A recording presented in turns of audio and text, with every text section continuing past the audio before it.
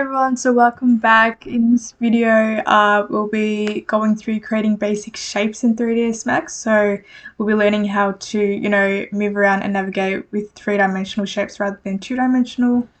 So yeah, let's get into it. Alright, so if we go to this plus icon here, we can actually play around with the viewports as well.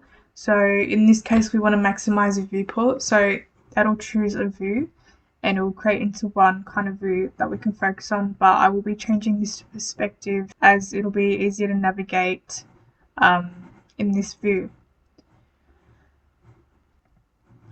Okay, so in our command panel on the right, we've got our object types. So these are basic object types. First, we'll go to create tab on the right side of your screen over here, and make sure you're in geometry section as well. So that's this one on the left side here. Here you'll find standard primitives, which include boxes, spheres, cylinders, cones, and planes. The building blocks for any scene, so we can even play around with these ones here. Let's start off with a box. So we just click on the box tab here. It'll come up with this plus mouse tab. You can see that I'm moving around here, and we can literally just drag like that. So that'll create the base of our box. Once we click off that, we can drag the height we want. So we can see that you can move it around to whatever height you want. For now, I'm just going to click anywhere, and this creates our basic shape of the box. We can see that it's see-through. The reason for that is because we're in wireframe. Wireframe's probably the easiest in terms of like if you've got a heavy file. Wireframe is good to work in, but for now we actually want to work in default. We actually want to turn off wireframe override. So that is what our box is looking like. In default shading down here, we can actually turn on edge faces. So what that does is it gives how many faces that this box might have. So in this case, it's distinguished. We've got 1, 2, 3, 4, 5, 6. So we've got 6 faces. So this comes in handy when we're doing spheres and so forth. But for now, we'll keep that on. As we've created this box in its parameters, we can scroll down here where it says parameters, and we can actually change the length, width, and height. We can even change the length of segments. So what this is I think it adds more segments to the box. So let's say we want to change it to 100. Maybe that's a bit too much. Let's do 10, and we'll do the width segment, so that's another 10. Then we'll do the height segments, which is another 10. So eventually, when we're playing around with this box, in the modifiers list, we can actually, add different elements to this box as well. But for now, let's keep it basic, and we'll actually change that back to 1. And let's change our height to 10. By 10 by 10. So that's our basic box there. So this comes in handy because we can actually change it to whatever height we want. Even if we drag and create a box that we don't like the height of, we can always go back into its parameters and change it to the exact value we want. From there, in the earlier video of our interface, we can actually start using these commands up the top here. So we can select our object. So just with this icon here, you select the box. In our layers, we can see that our box is selected. We can then hit this select and move icon right here, and we can drag it on an x-axis, on the y-axis, and even on the z-axis. We can even rotate this, so using the select and rotate. So if I do it on the y-axis, we can rotate it to whatever angle we want. So if I go that way, I can even go 180 degrees and so forth. So that's that. Let's go undo.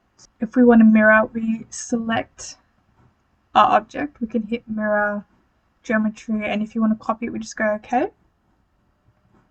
And then we can actually drag it, and it's copied the exact same value of the object, and we've mirrored it to the side there. But for now, let's delete that. Okay, once we've played around with our object, we can start, playing around with different objects. So let's go to Sophia. you know, once we've dragged it onto the canvas, we can make it as big as we want. For now, we'll probably make it like that. See how this has more segments? It's got 32 segments. We can change that to 15 and it looks like that. So once we change the segment, you can see how it's not as curved and as smooth. If I change this to 5, it'll change the whole shape of the sphere that we originally had. For now, let's change it back to its original. Also, if we don't like the color, if you want to organize into a specific color, we can change the color through this color object color panel here. And let's say I want to do purple, you can press OK and it will change it to that. Same with the box we had earlier, so we need to go select the object, through here, and I'll do blue. That's how you change the basic color of it. In Sphere, we can go to its modifiers list and we can actually change the radius. So maybe I want a 25-degree radius. That makes it bigger, like that. And then if we untick smooth, even though it's still got the same segments, you can kind of see that it's not as smooth as it was before. So you can click and unclick off that. Now let's go and create another box. Do a cone, drag that, drag it up, and then you can even, when you drag it in and out, it changes the actual point of the cone. That's what that looks like. Cylinder, drag, drag. There's the teapot as well, which is quite cool. It's an actual teapot, so you can drag it. So if you drag it down, it gets bigger. If you drag it in, it gets smaller. Like that. We've got torus, which is like a donut. Let's do that. And then we've got a tube. So that's just same as the cone, but hollow. So once we clicked the diameter we want, we can even click the width of the cylinder, and then we can do the height like that.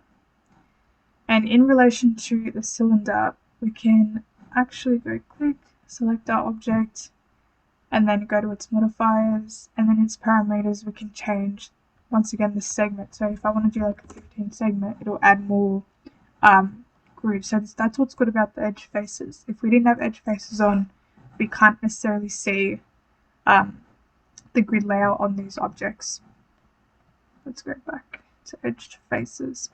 So in terms of these objects, now I want to show you guys the different rendering views that we can work around with. So if we go to facets with edge faces, it's changed it a bit. That's what that looks like.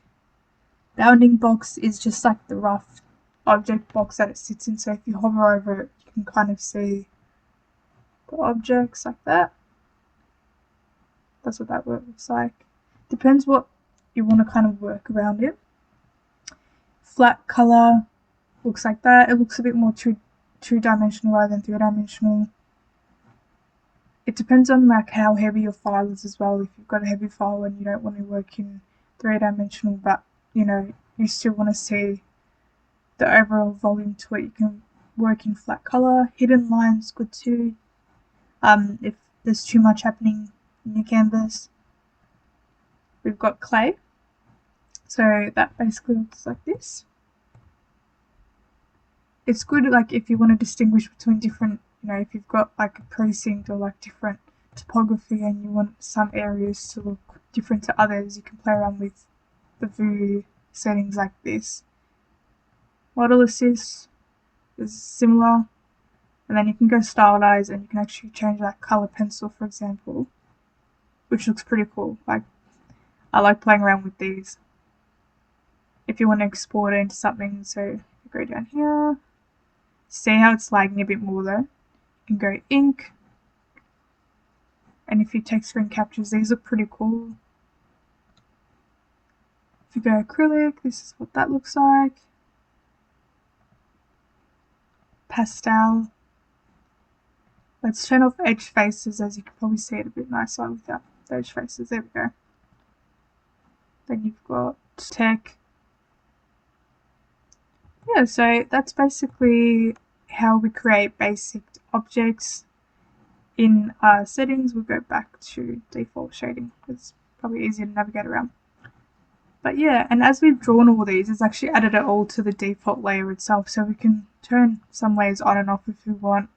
If we want to name these, we can start putting these into separate categories or separate layers. I also want to show you guys how to clone objects. Now I'm going to use the box, so turn that off. If we drag this into the center like that, and turn on edged faces. If we right click and select on this, we can scroll down and select clone. What this gives is a box, like a pop-up box like this, and it asks us to choose from copy, instance, and reference. These are 3 different types of cloning options that we can choose from, and they all mean different things. So first, if we start off with copy, we can name this box copy. It helps to distinguish when you give it a name, and we hit OK. What this does is this creates a completely independent copy of your object. Anything you change on the original won't actually affect the copy, and like vice versa. It's great when you want 2 separate objects with no connection. So if we go to drag and we drag it away, and I change the parameters on the original, for example, if I go to box and I change the length to 20, it won't actually affect the copy that we've made, as there's no connection between it.